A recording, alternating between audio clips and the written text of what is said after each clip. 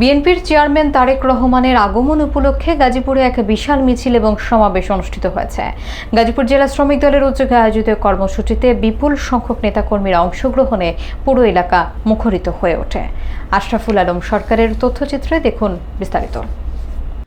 গাজীপুর জেলা শ্রমিক দলের সদস্য সচিব আবুল কালাম প্রধানের নেতৃত্বে এবং গাজীপুর ৩ আসনের ধানের শীষ মনোনীত প্রার্থী অধ্যাপক ডাক্তার এস.এম. রফিকুল ইসলাম বাচ্চুর নির্দেশনায় মঙ্গলবার বিকেল আনুমানিক ৫টার দিকে শ্রমিক দলের নেতাকর্মীরা একটি বিশাল মিছিল নিয়ে সমাবেশ স্থলে পৌঁছান। মিছিলে উপস্থিত ছিলেন গাজীপুর জেলা শ্রমিক দলের সদস্য সচিব আবুল কালাম প্রধান, ছাত্রদলের সাবেক প্রতিষ্ঠাতা সভাপতি, শ্রীপুর পৌর ও শ্রমিক নেতা আনোয়ার খান, শ্রমিক নেতা মুজিবুর রহমান, কাজী শাহজাহান মিয়া, কাদির মণ্ডল, রুহুল আমিন সরকার, আহাদুল্লাহ, কাঞ্চন মিয়া, রফিকুল ইসলাম সরকার, রঞ্জু সহ শ্রমিক দলের বিভিন্ন পর্যায়ের নেতৃবৃন্দ। এছাড়াও শ্রীপুর পৌর শ্রমিক দলের প্রায় ১৫ শতাধিক নেতাকর্মী মিছিল এবং সমাবেশে অংশগ্রহণ করে কর্মসূচিকে প্রাণবন্ত করে তোলেন।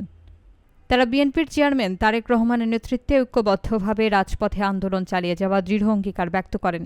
তারা আরও বলেন, গাজীপুর জেলার 5টি সংসদীয় আসনে ধানের শীষের বিজয় নিশ্চিত করতে শ্রমিক দল মাঠে সক্রিয় ভূমিকা পালন করবে এবং শ্রমজীবী মানুষের ন্যায্য অধিকার আদায়ে রাজপথে সোচ্চার থাকবে।